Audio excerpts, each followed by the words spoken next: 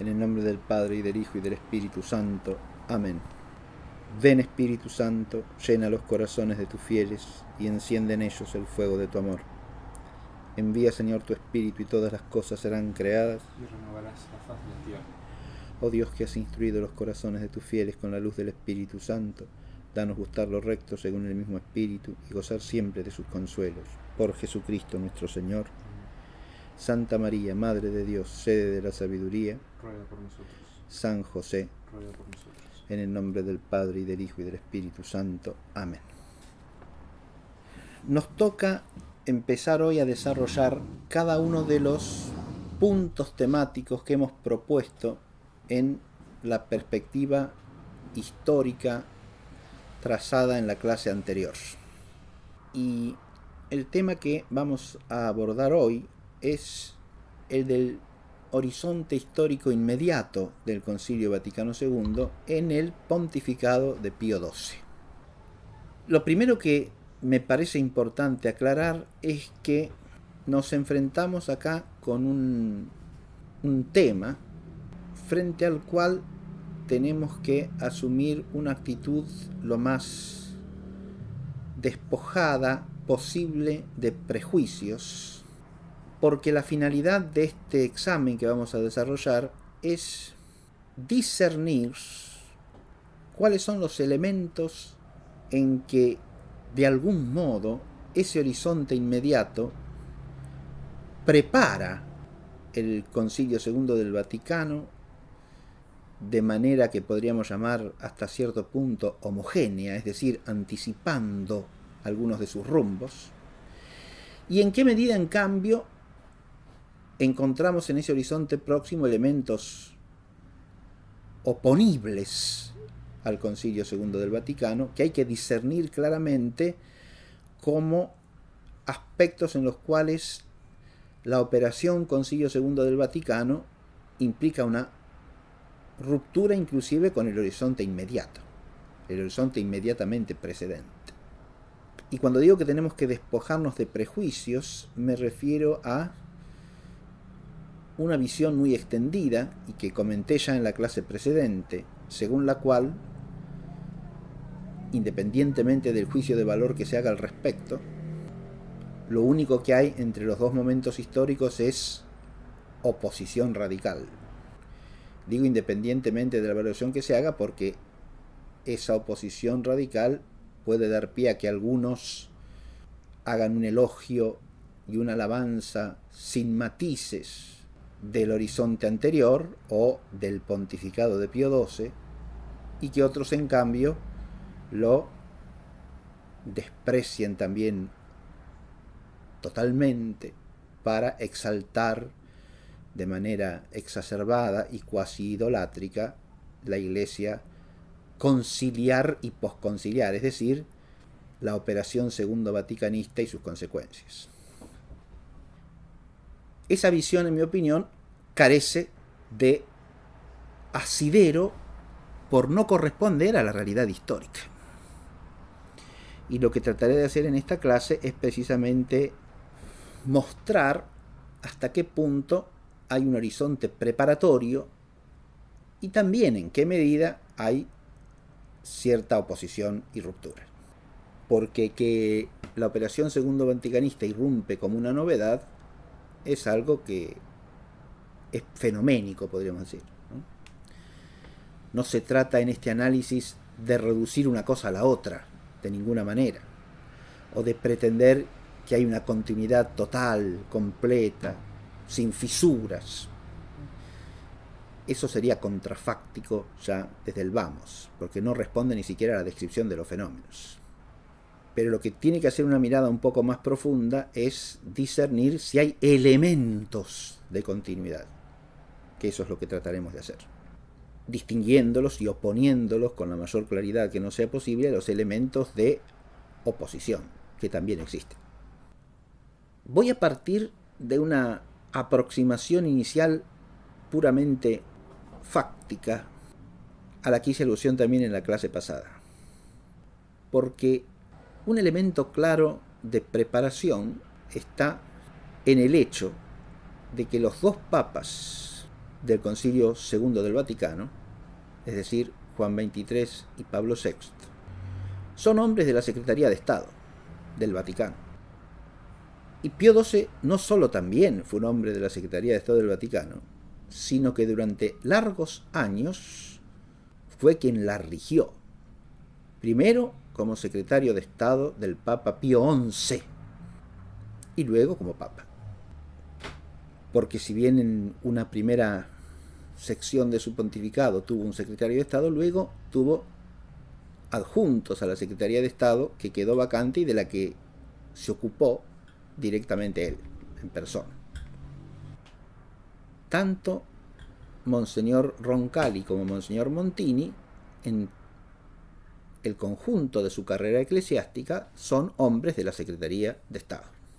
Con la diferencia de que mientras Roncalli ejerció legaciones en el exterior, en el extranjero, es decir, fue un diplomático de relaciones exteriores, con funciones de legado o de nuncio, Montini estuvo abocado fundamentalmente a las funciones de relación entre el Vaticano y el Estado italiano. También es una función diplomática, pero más doméstica, por decirlo de alguna manera, dado que todos ellos eran italianos. Y al mismo tiempo que eran diplomáticos de la Secretaría de Estado del Vaticano, eran hombres formados en el ámbito social, educacional y político también de la Italia de su tiempo. Montini, como dijimos, tendrá una estrecha relación con la dirigencia, o con parte de la dirigencia, para ser más precisos, de la democracia cristiana italiana a lo largo de muchos años. Estos dos hombres de carrera de Secretaría de Estado fueron elevados a la condición de arzobispos y designados para sendas sedes por el Papa Pío XII.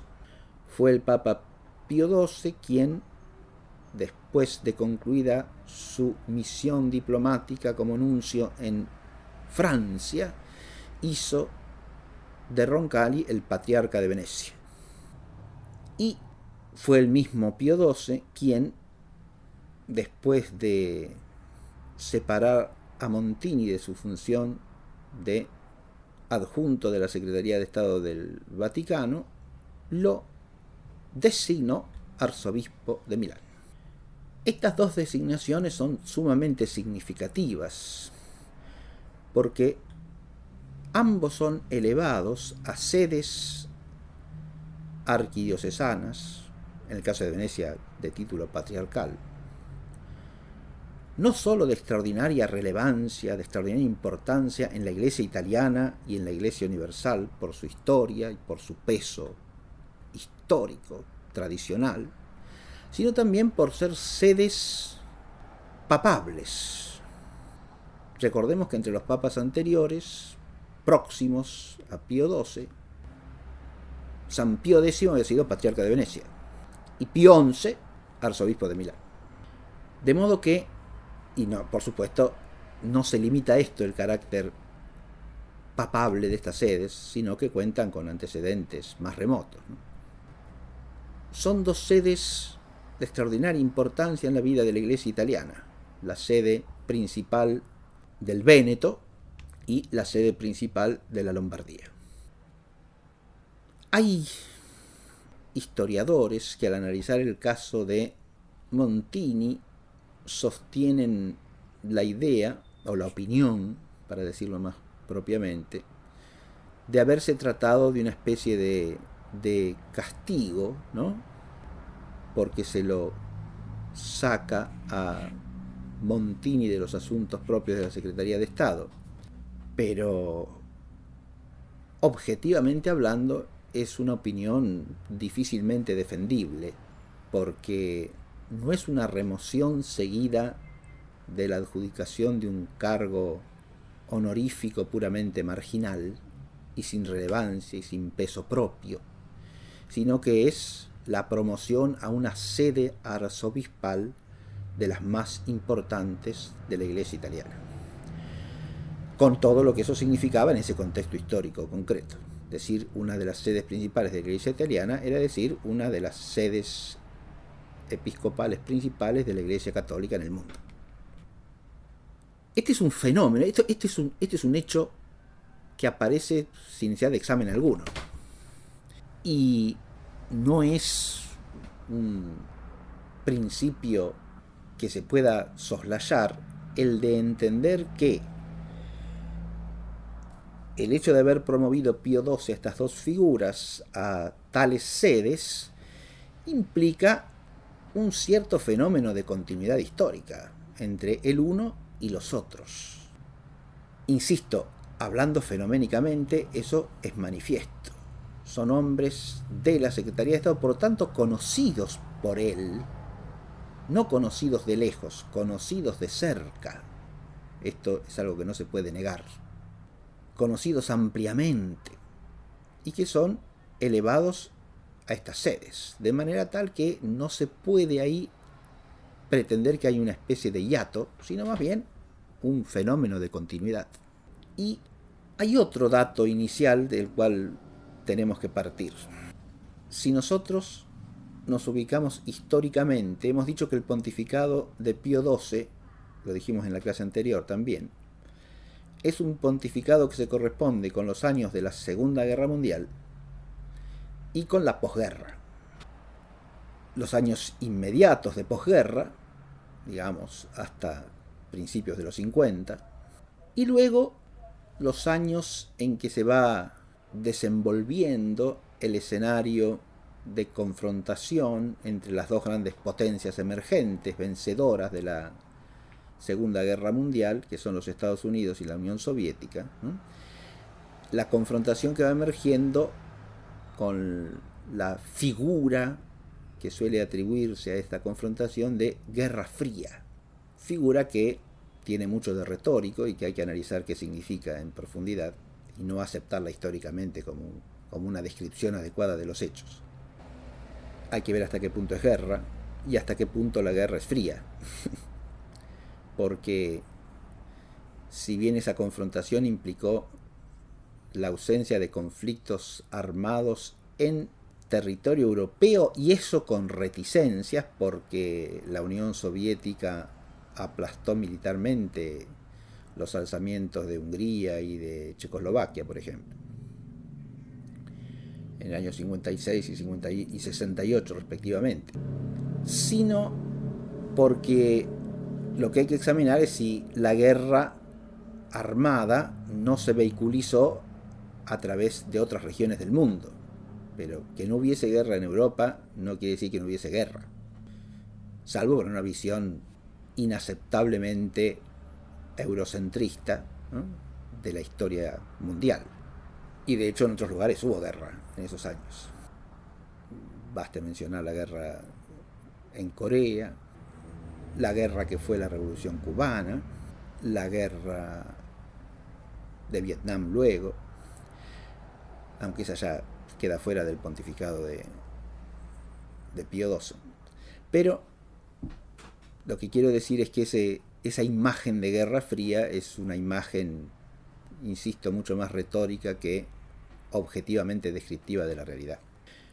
Además, llamar guerra a eso también hay que ver hasta qué punto es una guerra, en qué sentido de la palabra, y hay que examinar bien la categoría para aplicarse. Bien. Pero lo que quería señalar es que nos movemos en un horizonte que está dominado primero por los hechos de la Segunda Guerra Mundial y luego por la confrontación entre dos modelos de organización política y social que serían, por un lado, las democracias occidentales y por otro, la Unión Soviética y la China, un poco más tarde, como representantes del nuevo orden socialista de inspiración marxista. Es decir, las democracias comunistas, o, como se llamaban ellos mismos, las democracias populares. Estos dos modelos, que a partir de cierto horizonte cronológico aparecen protagonizando una rivalidad y una oposición, sin embargo, son los aliados que juntos vencen en la Segunda Guerra Mundial. Esto también hay que enfatizarlo porque la Segunda Guerra Mundial no fue una victoria simplemente de las democracias occidentales o las así llamadas democracias occidentales de corte primariamente liberal, aunque con un fuerte y creciente influjo socialista y en algunos casos, como en Italia, comunista, sino también de la democracia popular revolucionaria marxista-leninista de la Unión Soviética y de la democracia popular marxista-maoísta en la China a partir de 1949. La victoria, hago hincapié en la China porque la China también participó entre los vencedores de la Segunda Guerra Mundial. La China invadida por el Japón, con su resto de gobierno en la isla de Formosa, era aliada de los llamados aliados, es decir, figura entre las potencias vencedoras de la Segunda Guerra Mundial. Tan es así que será una de las potencias que integre ya desde el origen el Consejo de Seguridad de la Organización de las Naciones Unidas, cuando ésta se constituya al finalizar la Segunda Guerra Mundial. La Organización de las Naciones Unidas nace a partir de un conjunto de países que son los aliados, es decir, los vencedores de la guerra. Y solo más tarde y con reticencia serán incorporando los que no habían figurado en el bando vencedor.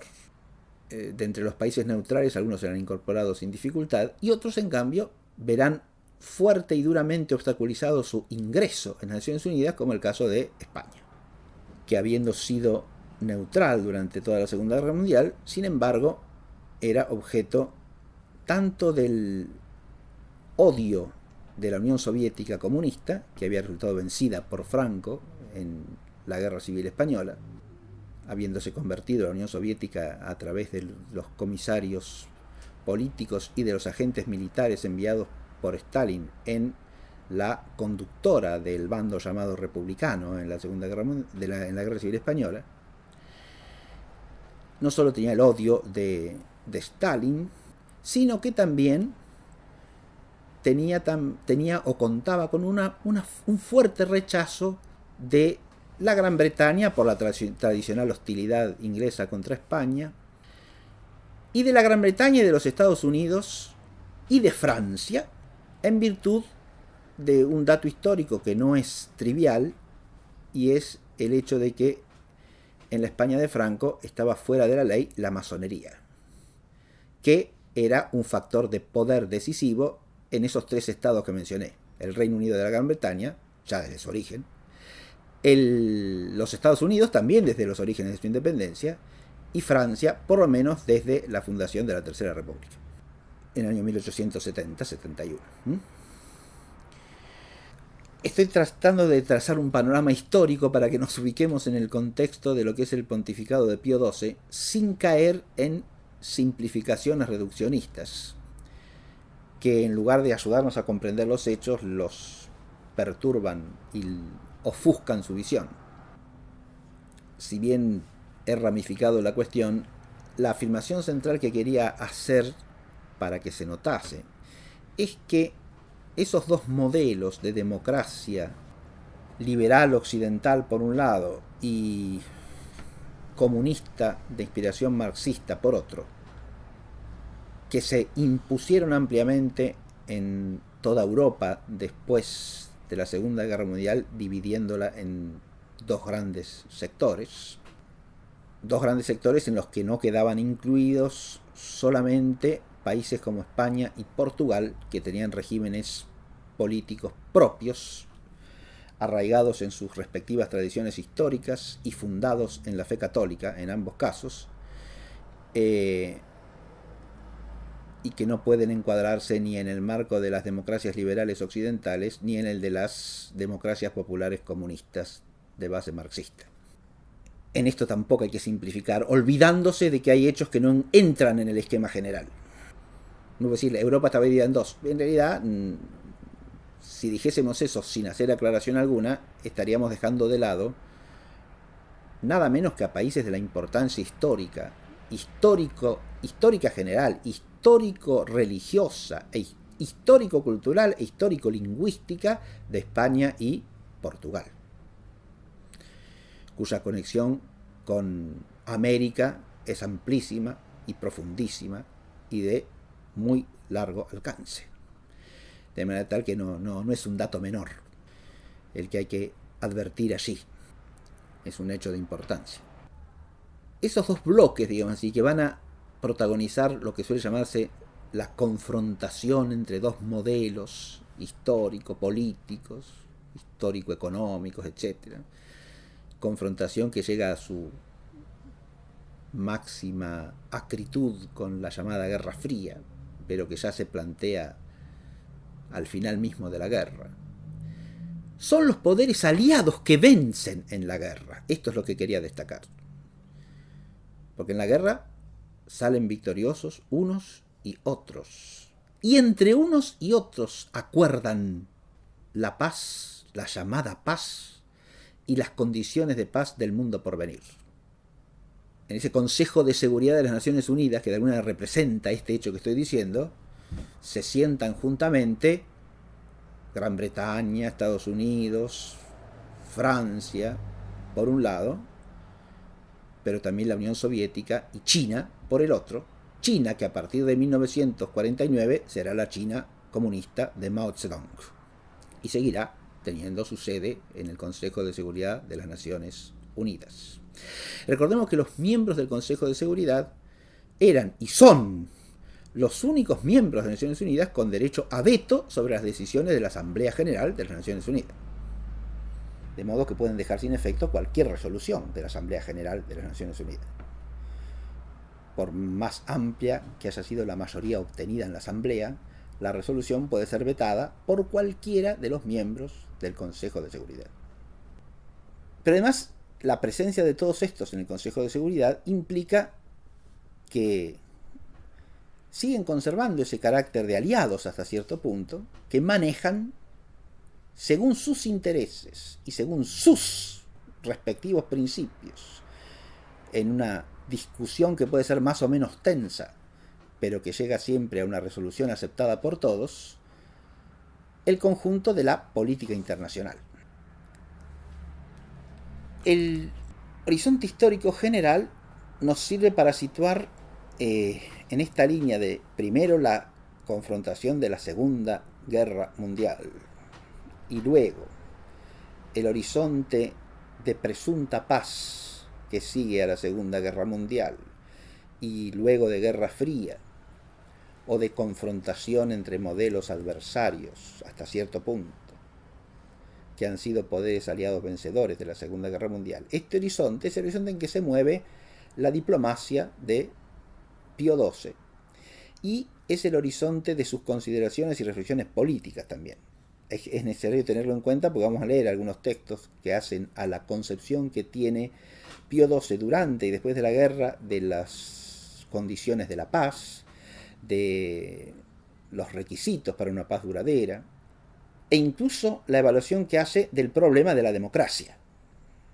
Por eso he insistido en el tema de la democracia y en el hecho de que la Segunda Guerra Mundial aparece como el hecho histórico en que las democracias vencen. Claro, hay que ver qué se entiende por democracia allí, ¿no? Porque obviamente el término democracia para los llamados occidentales como la Gran Bretaña y los Estados Unidos significa una cosa, y para los soviéticos o los chinos de Mao luego significa otra cosa. Pero es de advertir que ambos usan el término democracia y ambos reivindican el poder y la soberanía del pueblo. Este es un hecho que hay que tener en cuenta desde el vamos. Y pongo como ejemplo de esto lo que sucede en Italia después de la Segunda Guerra Mundial.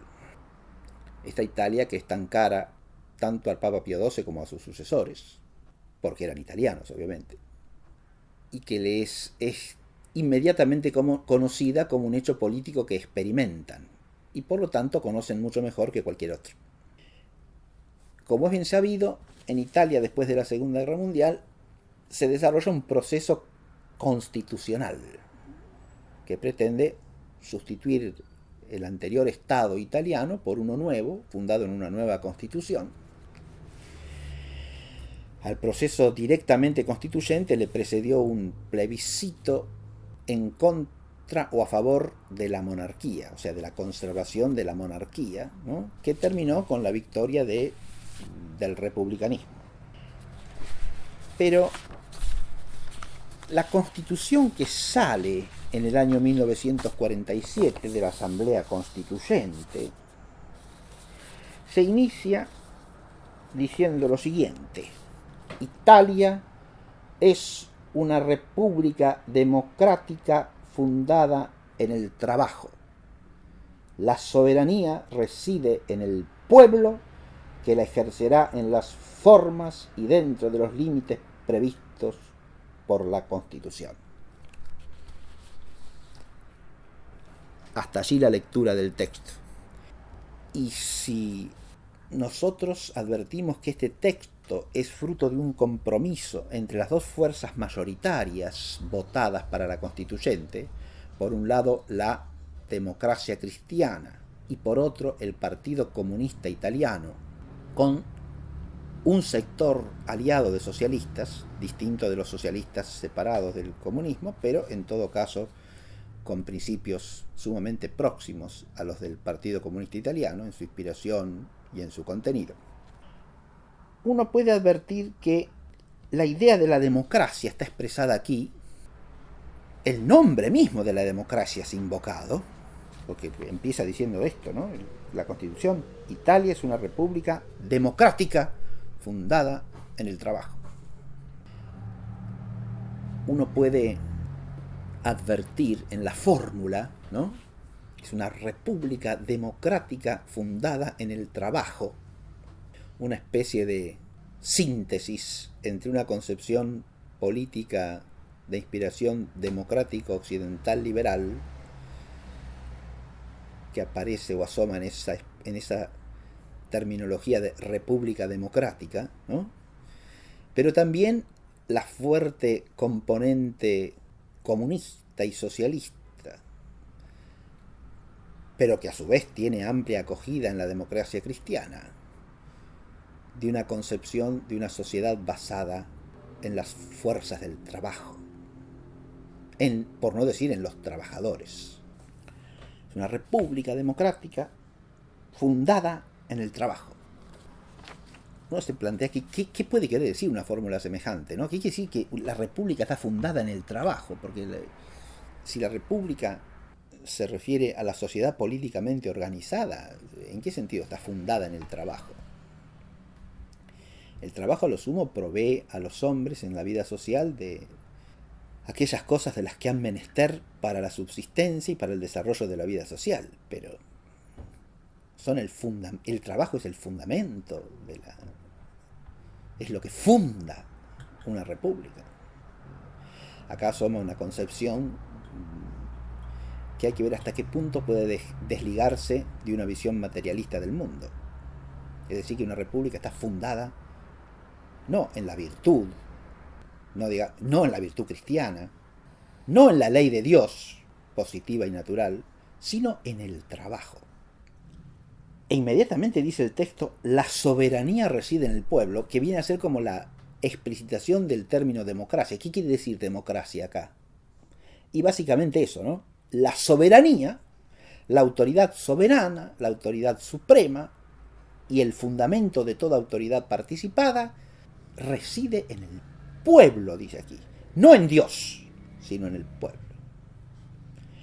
Es una concepción claramente atea de la organización política, se quiera o no se quiera, porque expresamente se dice que la soberanía está en el pueblo. El soberano no es Dios, sino que el soberano es el hombre. El hombre tomado social o colectivamente, pero el hombre. Me he detenido en este artículo inicial de la Constitución italiana como un ejemplo en el cual aparece ese horizonte que es ya el de la inmediata posguerra, ¿no? Es un horizonte, podemos decir, de triunfo de la democracia. Se la conciba como se la conciba, al modo liberal o al modo socialista, al modo llamado occidental o al modo llamado soviético, o chino, maoísta. El modo occidental también tiene sus matices, lo mismo que el modo comunista, marxista. No es igual la Unión Soviética que la China comunista, no, igual no es. Tiene los mismos principios fundamentales, pero no son exactamente iguales. Como no son exactamente iguales la democracia británica que la democracia norteamericana o la democracia francesa. Tienen matices que las distinguen. La primera es monarquía, las otras son republicanas, pero Estados Unidos es una república federal, mientras que Francia es una república totalmente unitaria. Matices hay, de los dos lados. Matices diferenciales en la organización institucional, en el énfasis que se pone en tal o cual principio. Pero lo que es ajeno a todos estos esquemas democratistas o de la democracia triunfante es la idea fundamental del Estado cristiano, a saber, la de la soberanía de Dios sobre el Estado. Esto es lo que es ajeno. Uno puede decir que en la Gran Bretaña de alguna manera eso persistía, frente a lo cual hay que hacer muchas salvedades, porque en la Gran Bretaña eso persistía de una manera simbólica, pero difícilmente de una manera real. Sí existía ese principio vigente en el Estado español de esta época. Allí sí, porque era un Estado basado fundamentalmente en la supremacía de la ley divina sobre la ley humana, de la ley divina positiva y de la ley divina natural. ¿Por qué me he detenido especialmente en este tema? Y porque empecé hablando de la vinculación de las tres figuras, Pío XII, Juan XXIII y Pablo VI, en la Secretaría de Estado que los liga. Luego me detuve en señalar el horizonte diplomático de la guerra y de la posguerra, aunque el de la guerra no lo he analizado especialmente porque considero que básicamente es conocido, aunque habría que precisar algunas cosas, pero no es nuestro tema aquí, ni resulta demasiado relevante hacerlo, aunque voy a volver sobre este punto más tarde con más precisiones, ¿no? La diplomacia de Pío XII durante la guerra es sumamente significativa, ¿no? De modo que voy a volver sobre eso. Es significativa para entender su alineamiento desde el punto de vista político-diplomático, si es que lo hay, y cuál es. Por eso es importante tener en cuenta todas estas cosas que estoy diciendo, pero además por lo siguiente: se trata de tres papas seguidos, que son tres papas diplomáticos. Y uno podría por lo menos preguntarse a modo de hipótesis, y sin que eso resulte en absoluto descabellado, si ese hecho no habrá impreso cierta marca en el desarrollo, en el discurso de estos tres pontificados. Porque el carácter de diplomático imprime cierto sello al modo de pensar y al modo de actuar de quienes se dedican al oficio.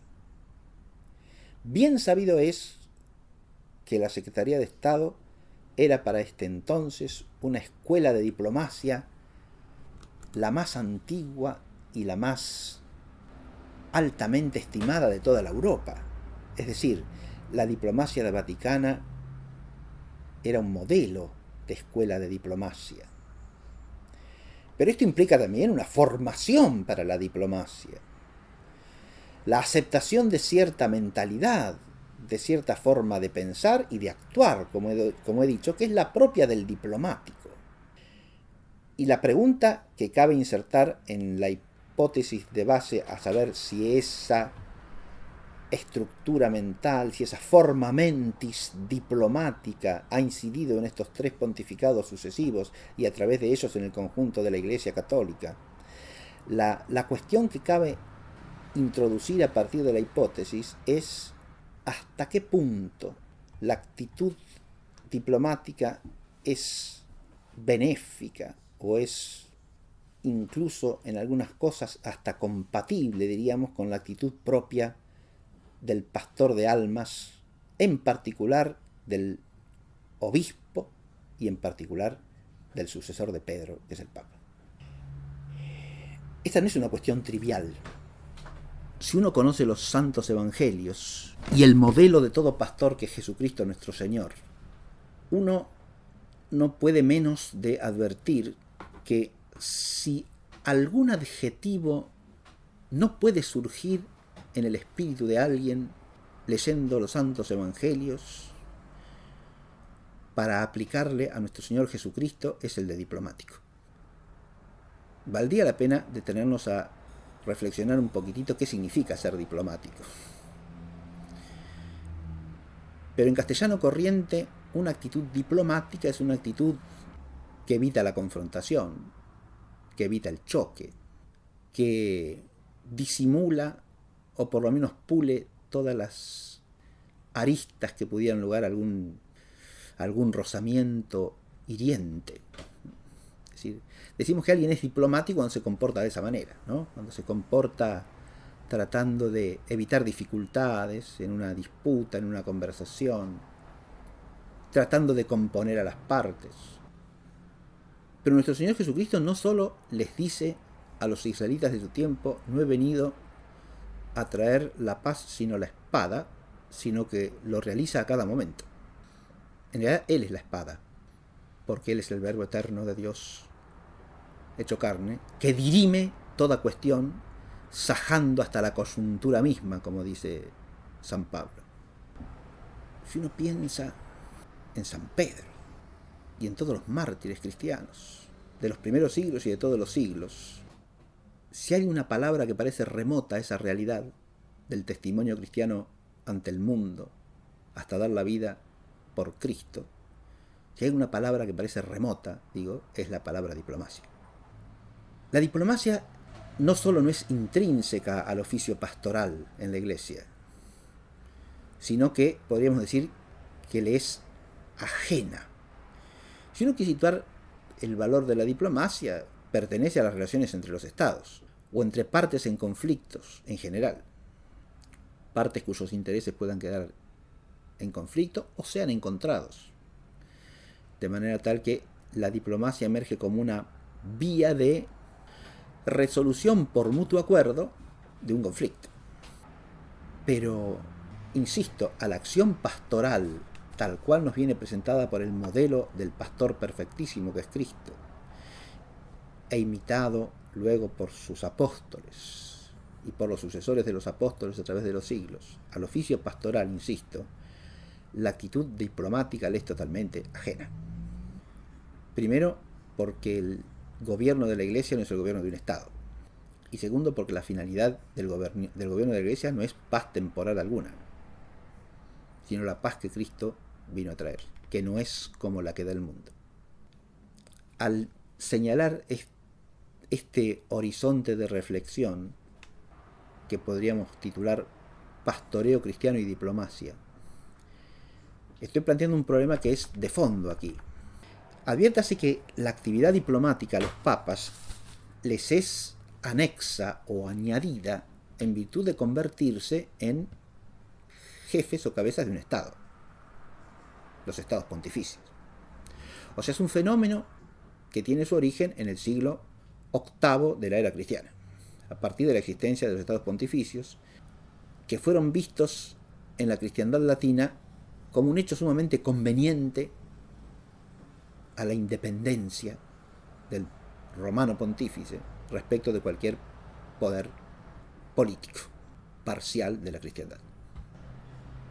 El progresivo desarrollo de esa actividad diplomática, ¿no?, que tiene épocas distintas, solamente en los siglos más recientes llega a consolidarse como un oficio diplomático en un sentido riguroso, estricto, y en base a la concepción de la diplomacia como una especie de profesión. Eso ya es un hecho más bien reciente, diríamos, ¿no?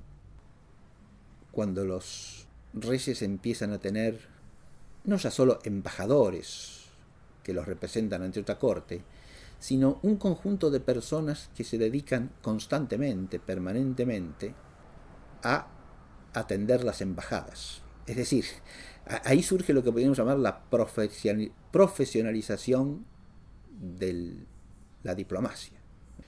Y para esto tenemos que situarnos recién entre los siglos XVII y XVIII, no mucho antes.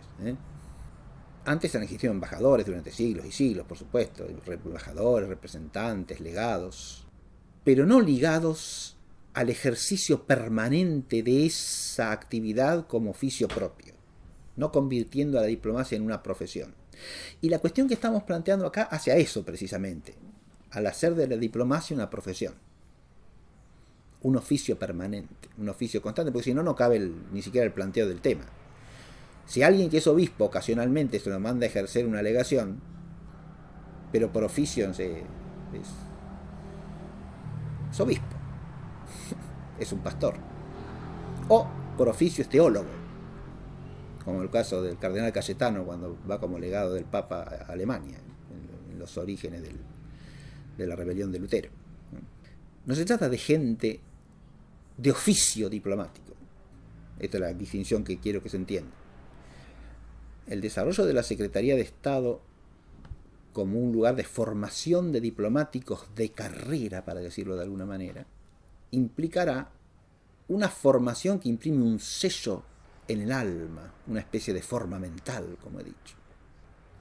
Y el problema que estamos planteando es hasta qué punto esa forma mental diplomática es favorable, propicia y hasta consecuente o compatible, inclusive podría preguntarse, con los oficios propios, los deberes propios de un pastor en la iglesia. Uno podría responder con un énfasis enorme afirmativamente, por supuesto que es propicio, si el pastor tiene que ser sembrador de paz y el diplomático también, por lo tanto son oficios perfectamente coherentes. Bueno, eso es muy fácil de decir siempre y cuando se olvide las palabras de un Señor Jesucristo, que he citado en el examen anterior. Primero, aquello de no he venido a traer paz sino espada, y segundo, aquello de os doy mi paz os dejo, no como la que el mundo da.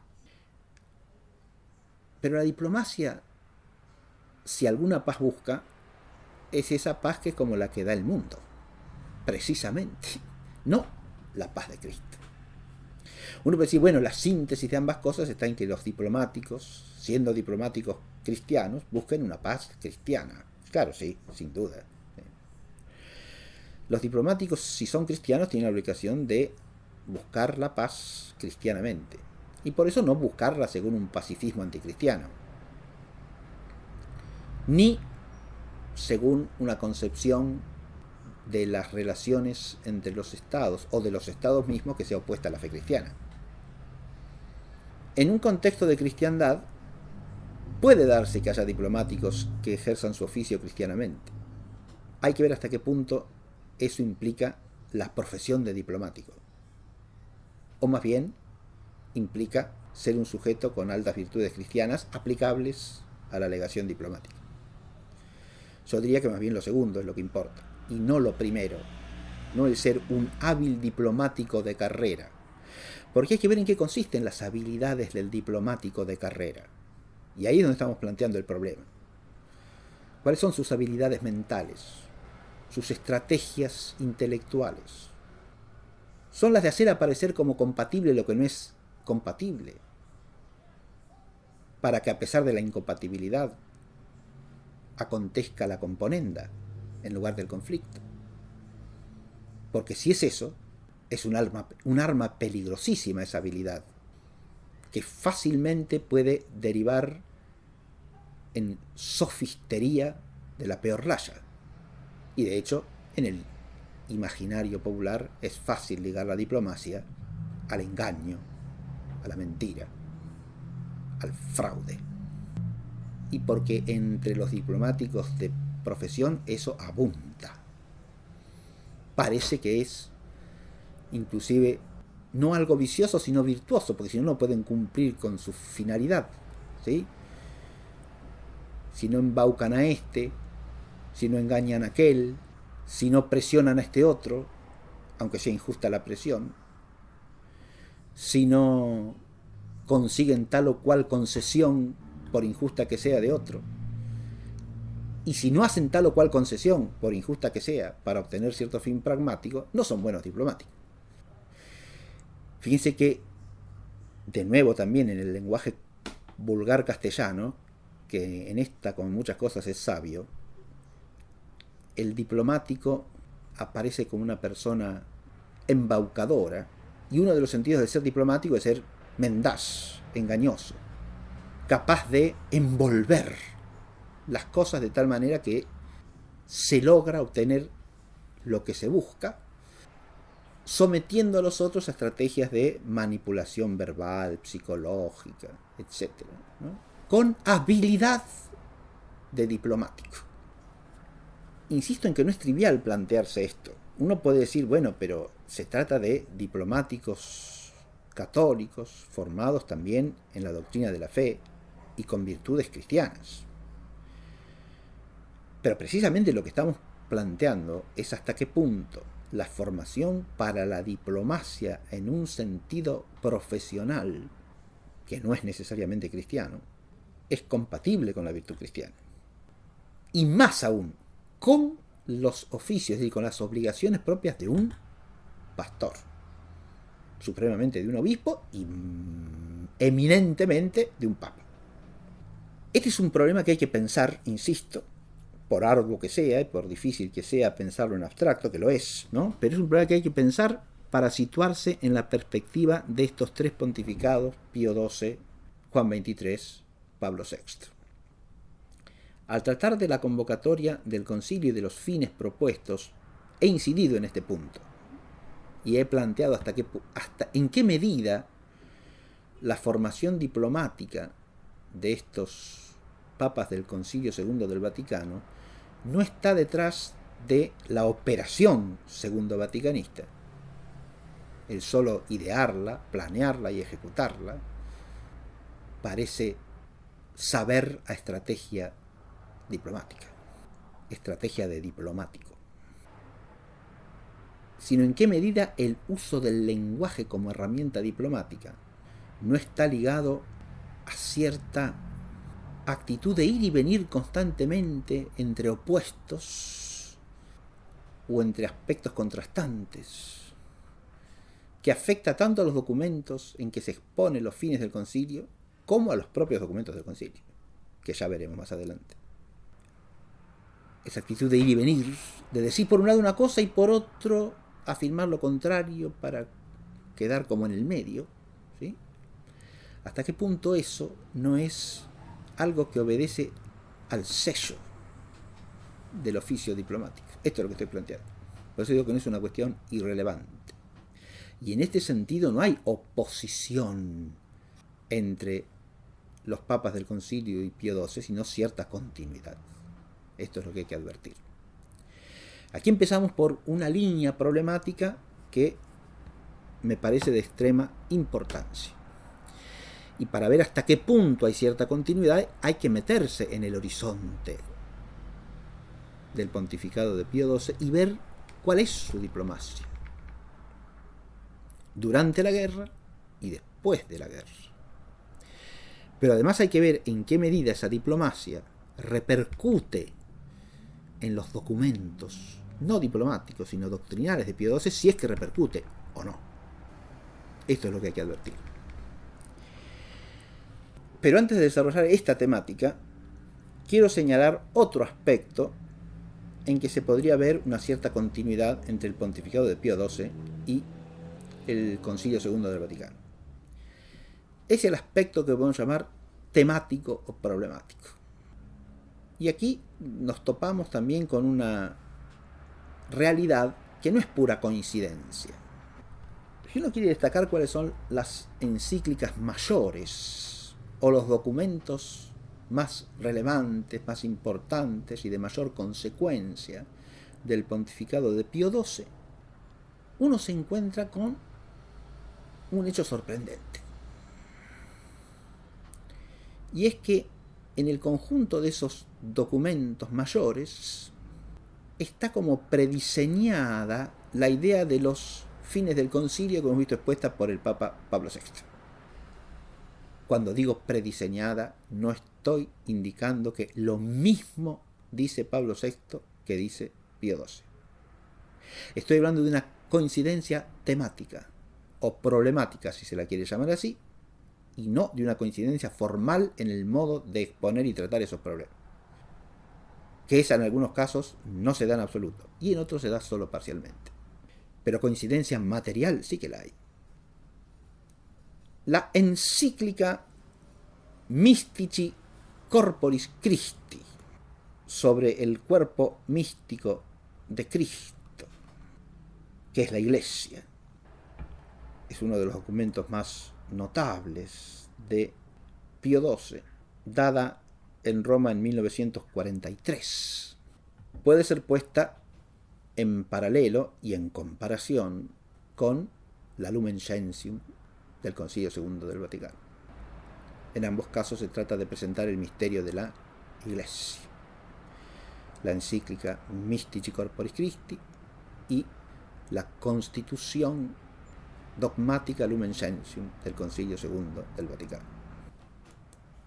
La encíclica Mediator Dei de Pío XII está dedicada a la Sagrada Liturgia, encíclica, también una de sus mayores, del año 1947. Esta encíclica desarrolla la temática de la índole de la Sagrada Liturgia e incluso propone también los principios de una sana, de una recta evolución o progreso de la Sagrada Liturgia.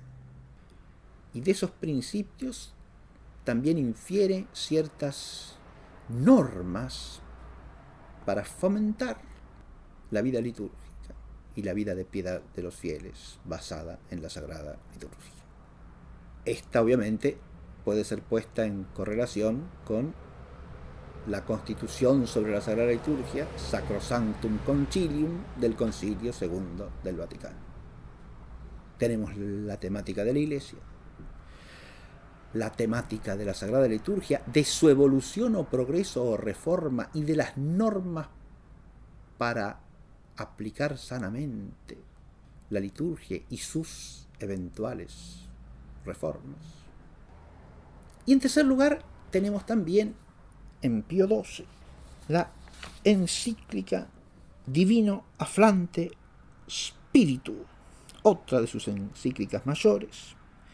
Esta es del mismo año de la Mystici Corporis Christi, es decir, de 1943, y está dedicada al estudio de las Sagradas Escrituras, al fomento de ese estudio, la importancia del estudio de las Sagradas Escrituras, a la índole y naturaleza de las Sagradas Escrituras como fuente del dato revelado, y a examinar el problema de hasta qué punto los métodos críticos de la llamada ciencia bíblica contemporánea pueden ser asimilados y aplicados por la mente católica en el estudio de la Sagrada Escritura.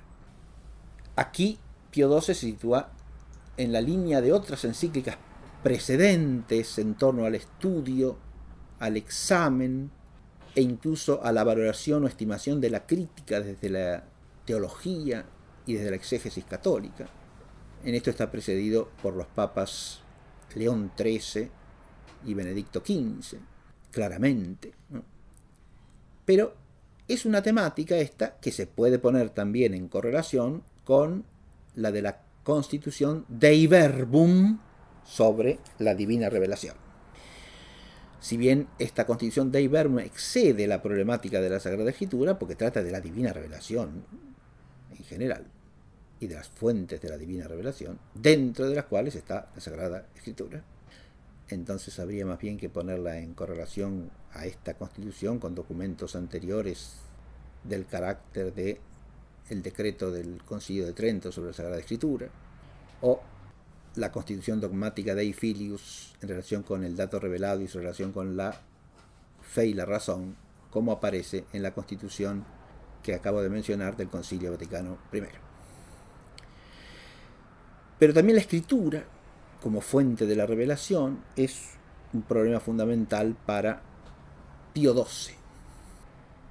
Fíjese que de las 4 constituciones del Concilio II del Vaticano, ya he mencionado 3 que encuentran documentos que podríamos considerar como paralelos dentro del pontificado de Pío XII, y que de hecho son ampliamente citados, estos documentos de Pío XII que acabo de nombrar, estas 3 encíclicas, en los documentos respectivos del Segundo Concilio Vaticano. La Mystici Corporis Christi aparece reiteradamente citada en la Lumen Gentium, y la Mediator Dei en la Sacrosanctum Concilium.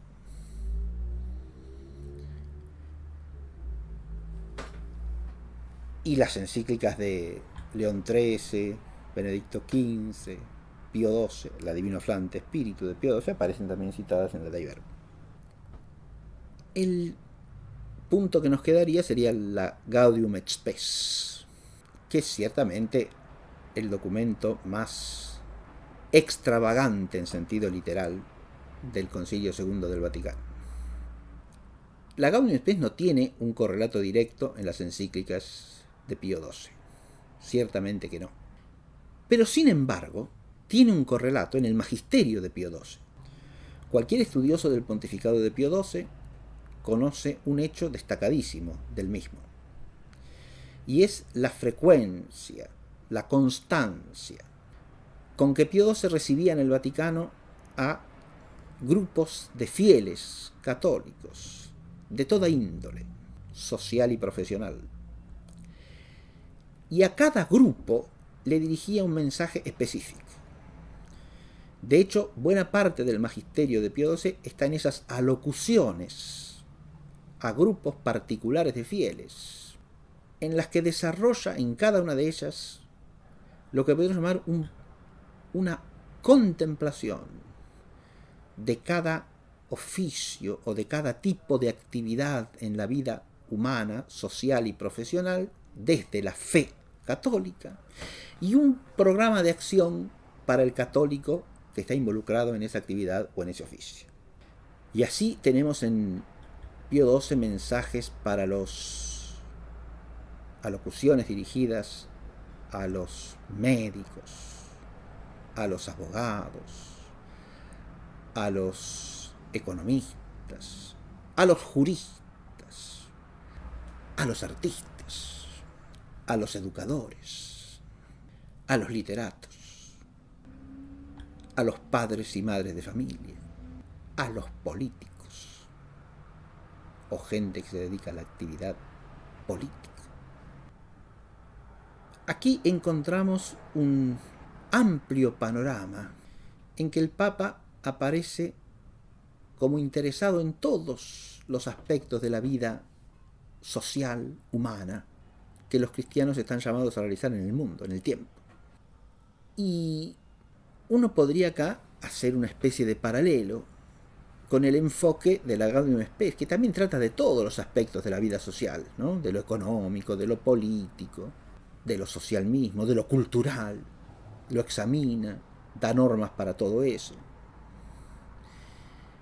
Uno puede decir, bueno, pero lo propio de la Gaudium et Spes es que es una concepción pastoral sobre la relación entre la Iglesia y el mundo actual. Ya he dicho que si hay un documento totalmente extravagante, o sea, de completa originalidad y anomalía en el Vaticano II, es la Constitución Gaudium et Spes. No estoy tratando de reducirla a lo que es el magisterio de Pío XII en cuanto a su universal interés por cada una de las cada una de las particularidades de la actividad del hombre en el mundo. Pero sí me parece que se puede señalar una cierta continuidad entre una cosa y la otra, porque cualquiera que haya leído esas alocuciones de Pío XII y las haya estudiado en alguna medida al menos, sabe que, si bien por un lado en esas alocuciones Pío XII siempre trata de mostrar cómo cada una de esas actividades debe ser subordinada a los principios de la fe católica, y en eso hay un énfasis completamente distinto en las alocuciones de Pío XII y en la Gaudium et Spes. Énfasis distinto estoy diciendo, porque el énfasis de la Gaudium et Spes está en cómo la Iglesia y los cristianos pueden cooperar en la edificación del mundo. y no en cómo asumir y asimilar las distintas tareas del hombre en el tiempo, desde la fe cristiana y desde la moral cristiana. Ahí el énfasis es no solo distinto, sino hasta de ritmo opuesto, podríamos decir. Pero también, por otro lado, es claro que Pío XII trata de asimilar y mirar con benevolencia las circunstancias novedosas que ofrecen cada actividad, cada oficio, cada profesión en el mundo. Las innovaciones tecnológicas, los medios de comunicación, como la radio, la televisión, el cine. Todo eso es objeto de su atención. Una atención que no está dirigida totalmente en el mismo sentido de la Gaudium Spes. Eso es claro que es así. Pero que también en algunos aspectos puede implicar cierto giro o cierta modalidad de expresión. Aquí incluso hay que ver hasta dónde entra la cuestión de la diplomacia o el criterio de la necesidad de adaptarse a las circunstancias, que hay que ver hasta qué punto es pastoral y hasta qué punto es diplomático, porque son dos cosas completamente distintas. El pastor sabe que tiene que lidiar con las circunstancias, pero no necesariamente adaptarse a ellas. En cambio, el diplomático parece entender que las circunstancias son algo a los que hay que adaptarse, siempre. Yo estoy relacionando esto con la diplomacia. Podría plantearse una cuestión mucho más de fondo. Hasta qué punto el criterio de adaptación a las circunstancias no es un criterio historicista, lo cual ya no tiene nada que ver con la diplomacia, sino que es una cuestión ideológica de fondo. Pero eso ya lo vamos a plantear más adelante. Y no parece razonable plantearlo aquí, porque no obedece a la temática que estamos analizando directamente. No me parece a mí que sea relevante plantearlo. Yo diría más bien que el criterio historicista me parece innegablemente presente en la operación Segundo Vaticanista, pero no me parece indudablemente presente en toda la actitud de Pío XII en cuanto a la relación de la fe cristiana con todas las distintas actividades del hombre en el tiempo. Una cosa es hacerse cargo de las novedades de las circunstancias históricas y otra cosa es caer en el historicismo, que implica la consideración de que el cambio histórico de suyo es válido por ser histórico. Es decir, implica la idea de que hay un proceso de la historia que es por sí mismo manifestación o revelación de la voluntad de Dios. Es decir, implica de alguna manera divinizar el proceso de la historia. No contemplar la historia desde la revelación y desde el designio de Dios que nos ha sido revelado, sino pretender leer en los hechos históricos humanos el designio de Dios. Como si la marcha misma de la historia fuese ese designio. Cuando la marcha de la historia, a la luz de la revelación, puede ser según el designio de Dios o contra el designio de Dios, en oposición al designio de Dios. Y de hecho las dos cosas se dan juntamente en el proceso de la historia según la contemplación agustiniana en De Civitate Dei. Los dos amores en pugna se dan a lo largo de todo el tiempo de la historia. El amor de Dios hasta el desprecio de sí, o el amor así hasta el desprecio de Dios, como según las expresiones de San Agustín, que rigen dos procesos que son contradictorios y que atraviesan la historia entera desde la primera hasta la segunda venida de nuestro Señor Jesucristo. Este horizonte que he planteado requiere hacer una precisión más. Hay otro documento central entre las encíclicas de Pío XII, que es la Humani Generis del año 1950. Y he dejado sin mencionar hasta aquí, también deliberadamente, el documento de máxima jerarquía del magisterio de Pío XII, que es la bula de definición dogmática de la Asunción de la Santísima Virgen a la gloria del cielo. Y he dejado estos Es decir, una encíclica más. Y este otro documento que ya es de otra envergadura, insisto, porque es una definición dogmática. Históricamente la última que ha habido en la Iglesia desde allí hasta acá.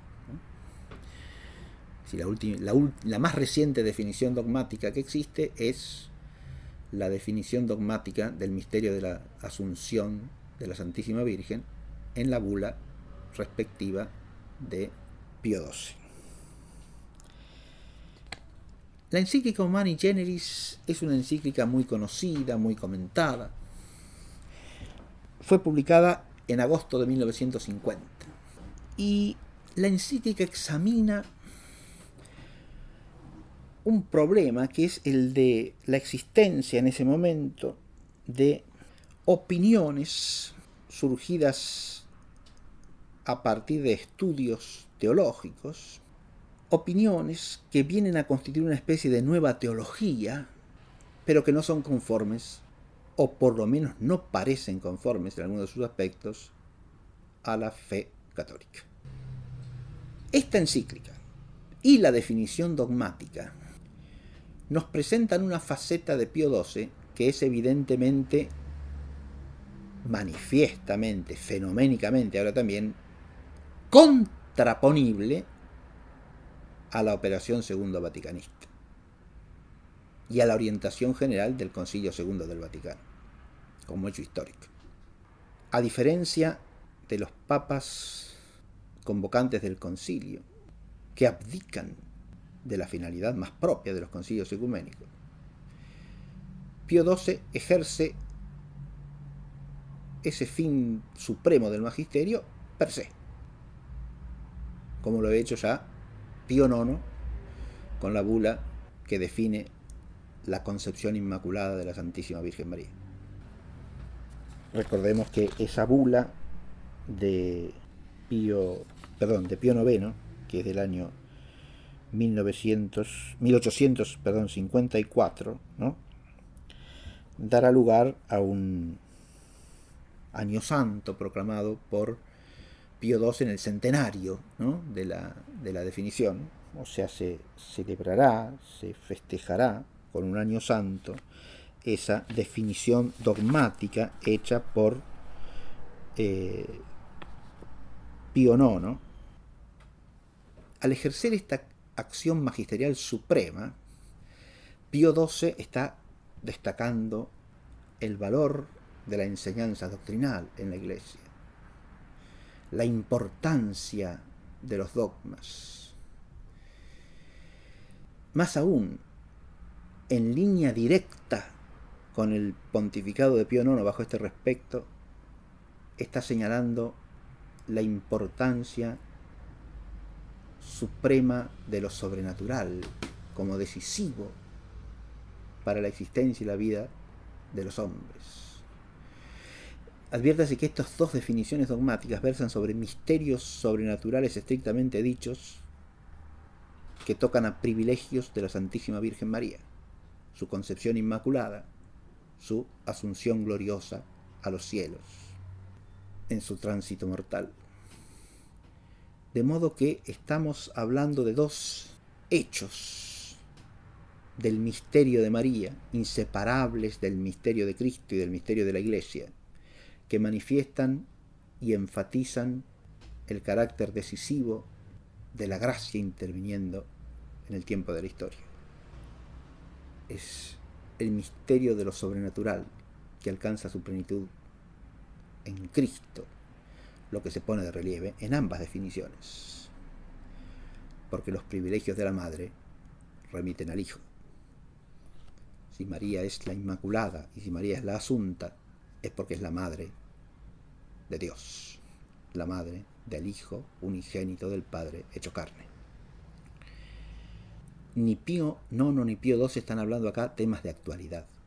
Ninguno de los dos está tratando de cuestiones que hacen a las circunstancias del mundo actual, a reclamos que vengan del mundo. Muy por el contrario, están correspondiendo a la grandeza del misterio, destacando lo que son verdades dogmáticas inseparables de la fe católica. si en esto hay una actitud claramente contraponible a la de la Operación Segundo Vaticanista, la hay también, pero en otro plano, en la encíclica Humani Generis, preocupada por salvaguardar la ortodoxia de la doctrina respecto a novedades teológicas que tenían cierta circulación en ese contexto histórico. La encíclica en sí misma ya la vamos a analizar luego un poco, porque es importante ponerla en el contexto del tiempo y en su relación potencial con lo que viene después, es decir, con el Segundo Concilio del Vaticano. La encíclica en sí misma es una encíclica cautelosa, prudente, pero también en algunas cosas no suficientemente precisa, en otras sí lo es, ¿no? Por eso digo, ya luego la examinaremos. Sobre todo, es una encíclica que establece cautelas doctrinales. Esto es lo que quiero destacar, ¿no? Cautelas que manifiestan una profunda preocupación por la verdad revelada, por la doctrina verdadera, e implican también el ejercicio de una función primordial del romano pontífice y de los pastores todos en la Iglesia, que es la de conservar íntegro y sano el depósito de la fe, conservar plena e incorrupta la verdad de la doctrina revelada.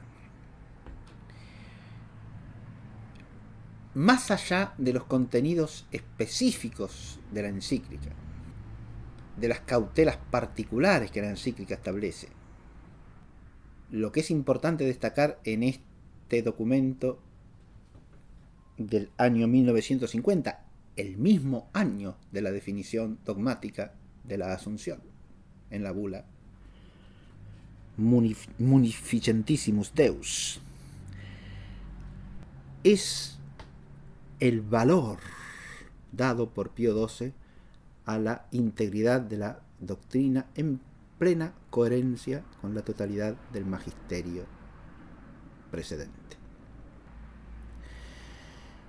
En esto ya no podemos señalar una continuidad, sino más bien una discontinuidad. Hay un problema histórico que va ligado a la encíclica Humani Generis,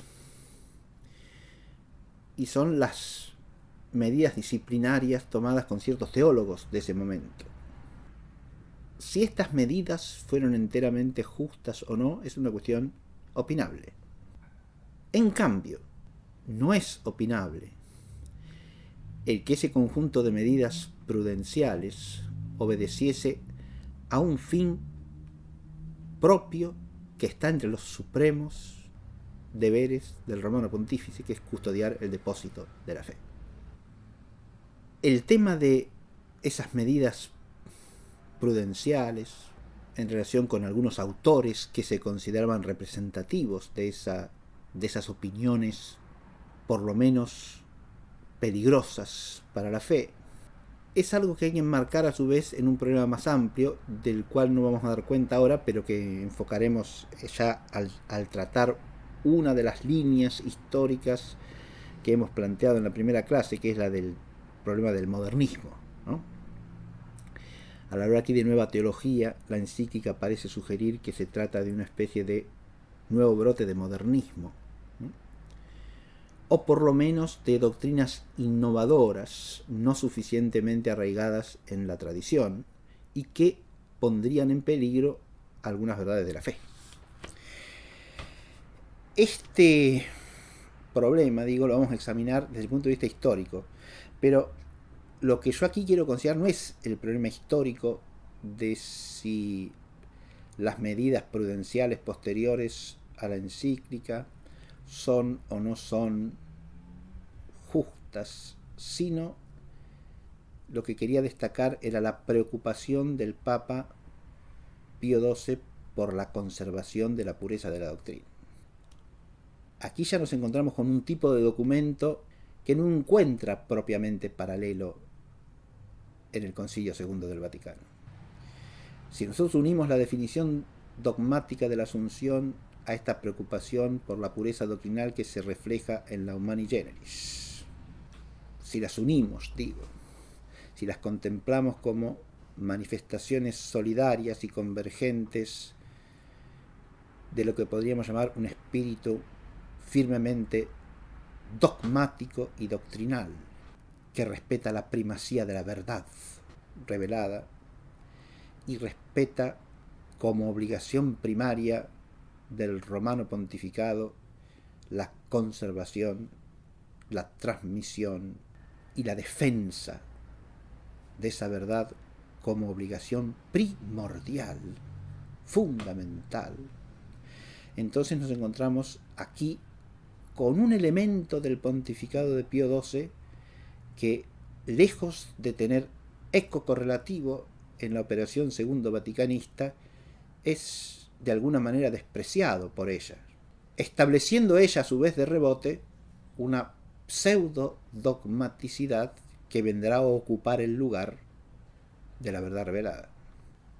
Y me estoy refiriendo al hecho de que a partir de la operación segundo vaticanista, el que no se pliegue a ella, aunque ella no es de fe, ni puede serlo, y aunque sus discursos no sean de fe, ni puedan serlo, más aún, en algunos casos son ajenos a la doctrina de la fe y en otros son opuestos a la misma.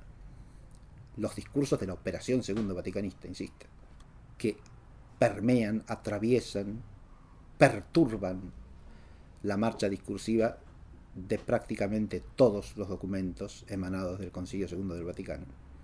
Aunque no sean de fe ni puedan serlo, insisto, se convierten en una pseudo dogmática nueva que da lugar a medidas canónicas aparentemente prudenciales, pero que no son ya en defensa de la doctrina de la fe de siempre, sino más bien de unas elaboraciones discursivas primariamente ideológicas que son sobrepuestas a la fe misma, porque valen más que ella, y se transforman en un nuevo criterio de lo que hay que conservar, defender y promover en la vida de la Iglesia. Y en esto, vuelvo a lo que dije al comienzo, todo el análisis que estoy haciendo no es para eludir o eliminar el carácter de ruptura que reviste el Concilio Vaticano II como operación segundo vaticanista, sino para hacer el esfuerzo de entender ciertos trasfondos históricos que son innegablemente operantes en el Concilio II del Vaticano, y en particular los elementos de ese trasfondo histórico que están presentes en el pontificado de Pío XII. Con esto no he hecho más que elaborar un panorama acerca de esta primera línea histórica, y en la próxima clase, a continuación, lo que haremos será examinar particularmente estas dos temáticas generales que hemos dejado planteadas. Por un lado, la de la diplomacia de Pío XII y su relación con la política de la época, y cómo incide eso en el ejercicio del papado. Y luego, la de los temas, las temáticas que manifiestan sus encíclicas y su posible relación con los documentos y con los fines planteados por Pablo VI para el Concilio II del Vaticano. En el nombre del Padre, y del Hijo, y del Espíritu Santo. Amén.